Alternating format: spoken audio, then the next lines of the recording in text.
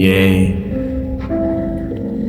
විසඳුම ඇද්දම පිච්චෙන්නේ උඹගේ නෙවෙයි අම්මගේ මේ හිත ඇතුළම අම්මගේ කීමට පිටුපල ගිය මට අත් උන ඉරණම වශයෙන් විසඳම් නොයෙකුත් වෙලාවෙ මම සල්ලි ඉල්ලලා උඹටත් වද දුන්නා මතක ඒ පව ගෙවනව මම අඳුරු කුටියේ සිට තාමත් නුඹේ ආදරේ ඉල්ල අම්මේ එන්න පොදක ගන්න වාරයක් නුඹ පන්සල් ගිහින් උන බාරයක් නිසනිසාම උගස් තිබ මාලයක් ඒකට දුක් විඳ මම කාලයක් අම්මේ එන්න කොදක ගන්න වාරයක් නුඹ පන්සල් ගිහින් උන බාරයක් නිසනිසාම උගස් තිබ මාලයක් ඒකට දුක් විඳ මම කාලයක් මිස ගහලා ඉද්දි උඹලට නම් සිහිය ඇත්තේ නෑ සිහිය ඉද්දි උඹලට අතේ තිබ්බ කාසි පනන්නේ නෑ උඹලට සිහියක් නෑ උඹලට සිහිය ඇත්තේ නෑ මස ගහලා කරලා ඉද්දි කොහොමද ජීවිතයක් නෑ අම්මා අරන් දුන්න රතර මාලේ ඒකත් කරේ නෑ ඒක උගස් කරපු කඩේ මට නම් දැන් මතකත් නෑ මුකුත් මතක නෑ අම්මේ මුකුත් මතක නෑ මේ විසත් එක්ක මගේ මොලේ ප්‍රාණවත් නෑ ගෙදර බඩු තික්කා මේ දුමට අසින්ද